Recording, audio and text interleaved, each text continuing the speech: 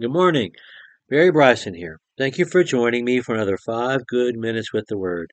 We're continuing our study of the Colossian letter, and we just finished chapter 2 yesterday, or last time we were together, I should say.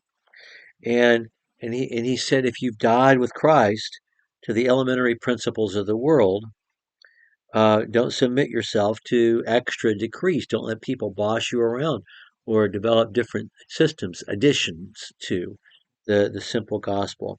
I didn't really talk about that phrase elementary principles because we talked about it when we met that phrase back in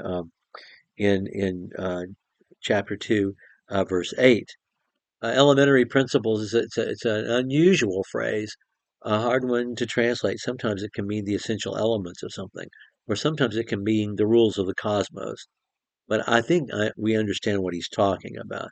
He's talking about human wisdom and human philosophy, developing elegant systems and arguments, which are deeply and organically flawed because they are human instead of following what we know from Jesus Christ.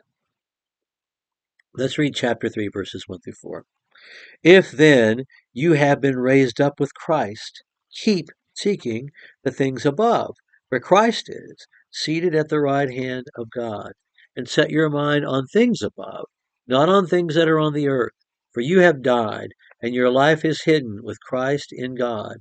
When Christ, who is our life, is revealed, then you also will be revealed with him in glory. We have an if here, and then we have a therefore in verse 5. So we're going to talk about the if then. If this is true, then do this. And these short verses, these 4 short verses, which are just simple sentences without semicolons in them, um, just so direct, more direct than Paul generally communicates, um, um, say so much. They connect us with the Sermon on the Mount and what Jesus said there. And they connect us with what Jesus said in John 15 on the night he was betrayed, after the apostles had eaten the Last Supper, when he's talking to them. If, if, he says, you have been raised up. He talked about if you've died in verse 20, if you've been raised up. He goes into detail in Romans 6 about it when we're baptized, which he just talked about our baptism in chapter 2. We die with Jesus and are raised to walk in newness of life. If you died with Christ, and then in chapter 3, verse 1, if you've been raised up with Christ, keep seeking things above. That's where home is. It's where we're supposed to be. We don't belong here anymore. Seek ye first the kingdom of God, and these things shall be added to you. Seek the things that are above. Where your treasure is, there will your heart be also. Jesus said those things in the Sermon on the Mount. Paul wasn't there. I don't think. He could have been. He could have been in the crowd. He was certainly in Palestine at the time, one would think, based upon the timeline that he provides. But he wasn't a disciple of Jesus then. But he connects directly back to the Sermon on the Mount. And then you have died, and your Christ is hidden with Christ in God. That just connects with so many things that Jesus says in John 15. I am the vine, you're the branches. I am in God, you're in me.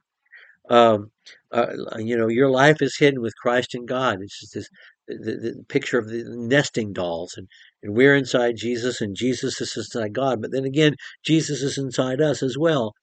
And you just can't pull these things apart like the vine and the branches. Perfect example. The vine comes up from the ground, the main vine, but it's inside the branches, and the branches make so many fractal patterns that you can't really distinguish between vines and branches. That's how connected everything is, and that's what he's describing. You have died, now you're raised, your life is hidden with Christ in God. And then when Christ, who is our life, is revealed, our life is hidden with Christ in God because Christ is our life. That means when he's revealed, then we share in all of his glory because he's in us and we're in him. And we're the body and he's the head. And we don't live anymore. He lives. I'm crucified with Christ. Nevertheless I live, yet not I, but Christ lives in me, Galatians 2:20.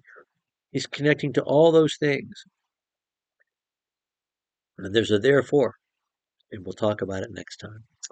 Well, guess what? This is 5 Good Minutes with the Word. I'm Barry Bryson. We'll see you next time.